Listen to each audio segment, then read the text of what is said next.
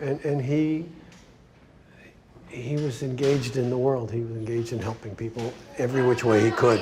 Part of being broke is not being able to see a doctor when you're sick, not being able to buy medicine when you're sick.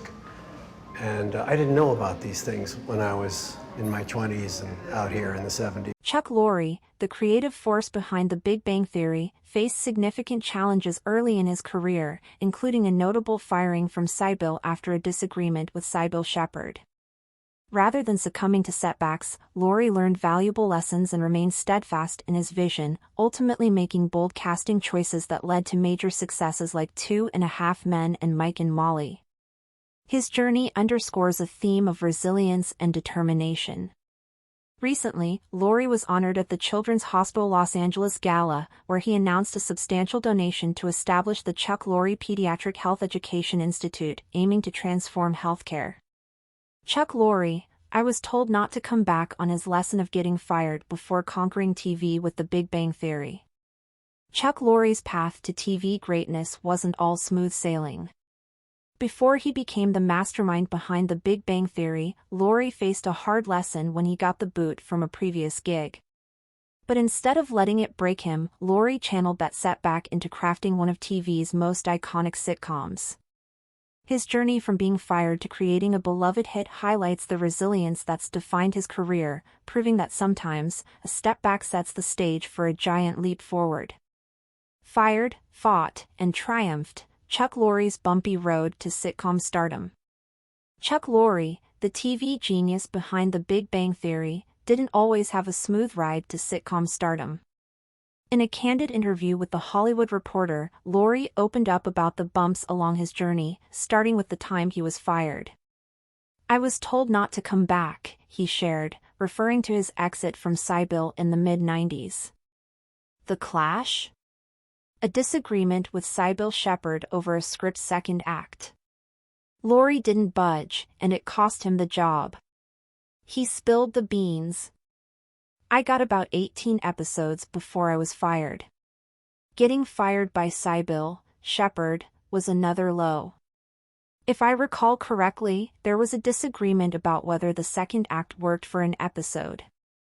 I dug my heels in and wouldn't change it, and I was told not to come back."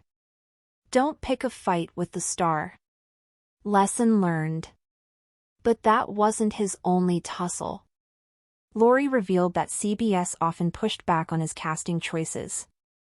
While working on 2.5 Men, he fought to get Jon Cryer on board, despite the network's fears. Cryer, once branded a show killer after a string of failed pilots, ultimately proved to be a perfect fit. The casting drama continued with Mike and Molly. CBS initially hesitated to cast Melissa McCarthy, a year before she blew up in Bridesmaids and became a comedy queen. And let's not forget Christine Baranski, whom Lorre championed for Sybil despite higher-ups dubbing her the death of comedy. Baranski went on to win an Emmy for that role, solidifying Lorre's instincts.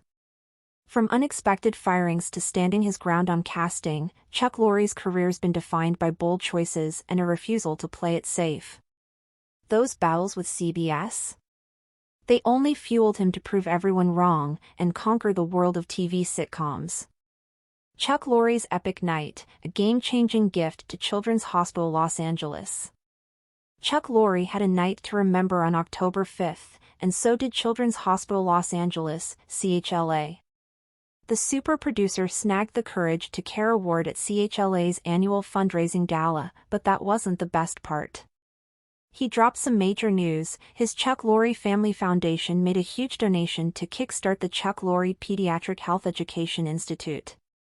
This place is a game-changer, designed to train health pros across the country. We're talking 6 pillars of training that will totally reshape how children's hospitals educate their staff. Lorre said it best, investing in people creates profound change. This isn't Lorre's first rodeo with CHLA. Last year, he pledged $10 million to support science education for under-resourced students. Talk about a legacy. This new institute is all about building a diverse future in healthcare, and Lorre is leading the charge.